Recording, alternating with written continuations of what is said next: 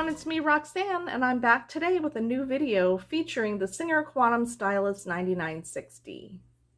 In this segment, I'm going to be sharing some tips with you on keeping your auto cutting mechanism working properly. It's one of our favorite features of this machine, but if it's not taken care of properly, it can malfunction and then it can cause it to break. And if you follow me, you know that I have already prepared a video on the cutter repair with the help of my husband, and I'll be linking that down in the description box for you if you actually need that video for your repair. However, this video is sharing my tips on how to avoid that repair by following just a few simple steps. So let's get into those tips now. Here I am in front of the machine, and this is the button that you'll press to engage the cutting mechanism. I'm going to go ahead and sew a seam and come to the end and use the auto cutter. Couple of things I want you to keep in mind. You should never use the auto cutter without the presser foot being down, and you should never use it without actually sewing. Don't press the button with the presser foot up and just to see the cutting mechanism work. They really strongly suggest that you don't do that. So here I'm going to start sewing.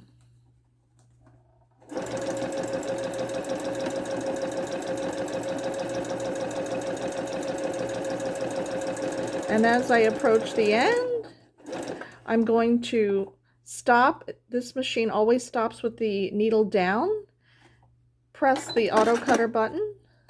And that's what it should sound like. It makes a sound. And that it should cut both the top and the bottom threads. I've gone ahead and zoomed in closer because I wanted you to notice that the upper thread will be cut very short after you use the cutter button, and that the bobbin thread will not be visible. It will be below the throat plate.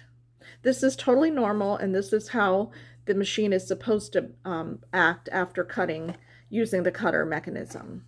So I'm going to go ahead again and stitch another line, and I'm going to put my presser foot down and then lower my needle into the fabric, and I'm going to go ahead and start sewing and do a quick back stitch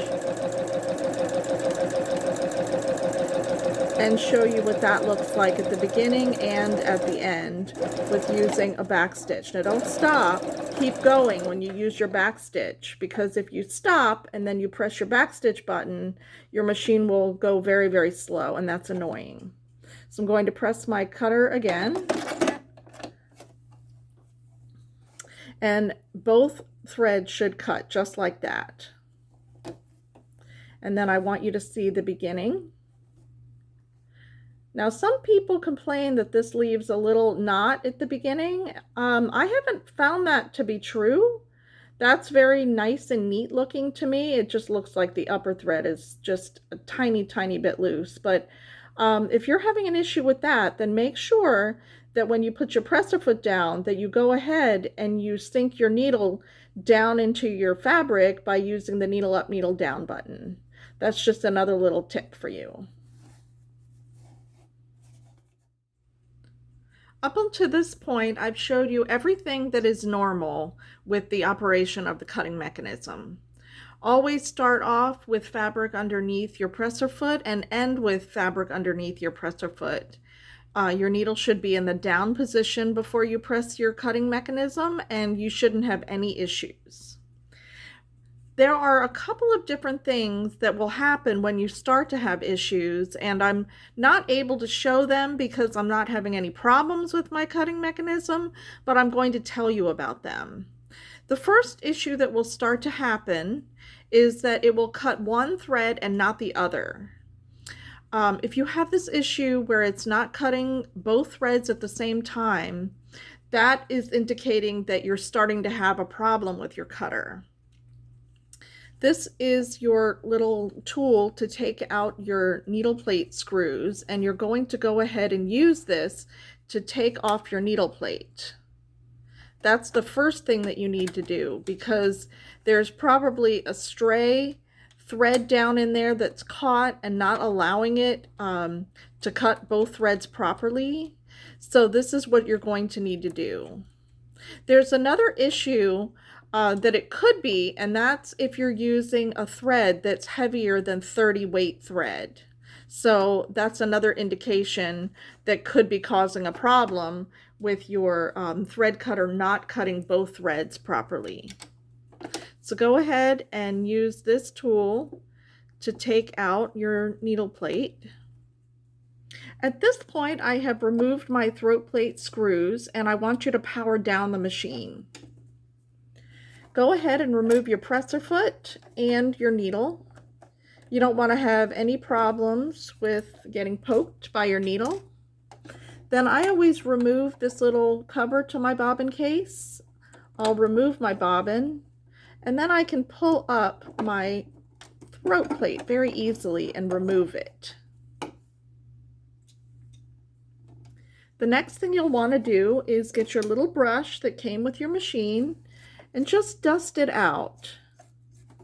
And look for any stray threads that might be in there and pull them out if you see them. Now, I'm not having any trouble with my mechanism, so I don't expect to find any little threads or anything, but you might.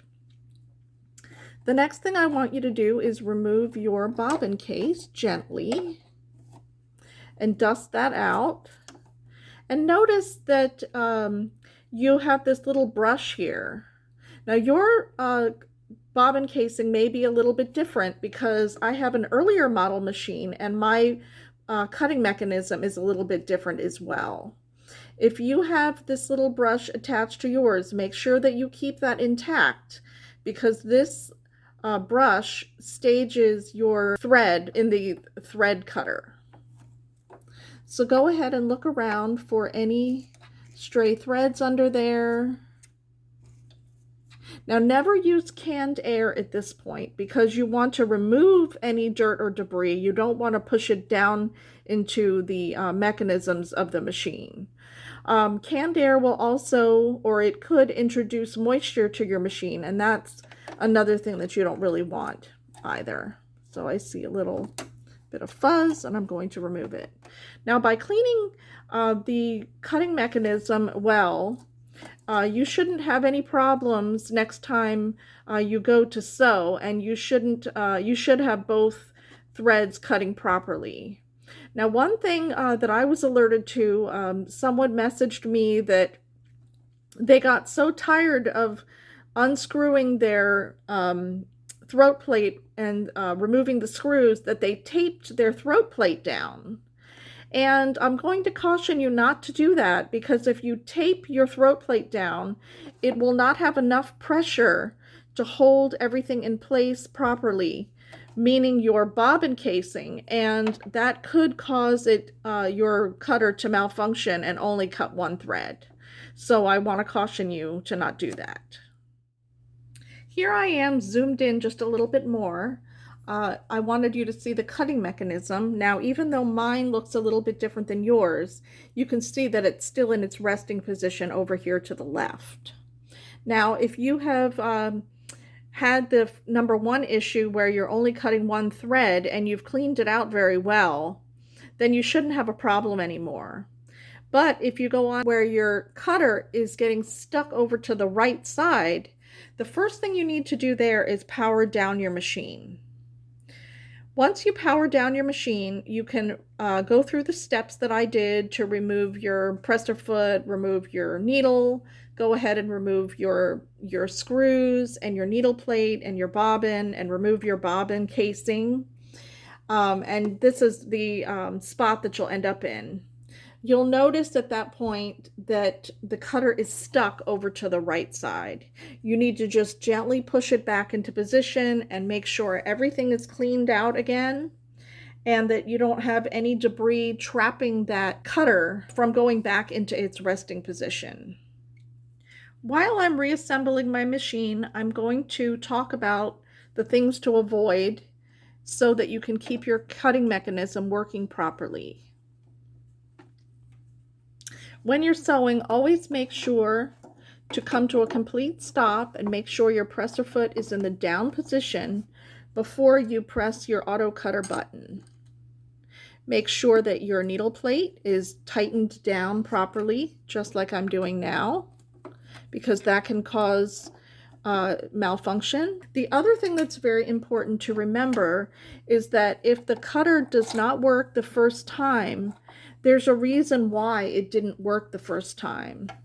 So don't go ahead and press the button again thinking that it's just going to work the next time you use it, because chances are that will jam your machine, your cutter, over to the right, and you'll have to take your machine apart anyway and go ahead and clean everything out properly.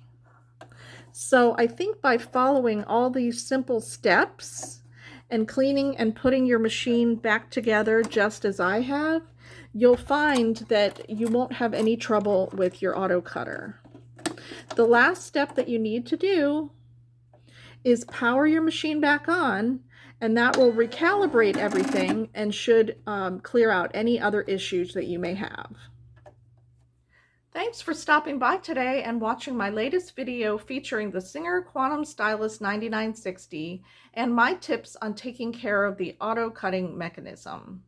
This really is one of our favorite features of this machine, and I don't know about you, but I wouldn't want to be without this feature. So if you have a malfunctioning cutter that needs to be repaired, don't forget that I still have the repair video, and the link is down in the description box. So I think, though, following some of these simple tips will help you extend the longevity of your cutting mechanism, and then you can enjoy that feature for years to come. So if you've liked what you've seen, I hope you'll subscribe to my channel and you'll give me a like. And if you have any questions or comments, please leave them down in the comment box. I always love to read them. I also love to hear any suggestions for new videos, just in case something hasn't been covered in one of my videos. So as always, have a happy creative day. Bye now.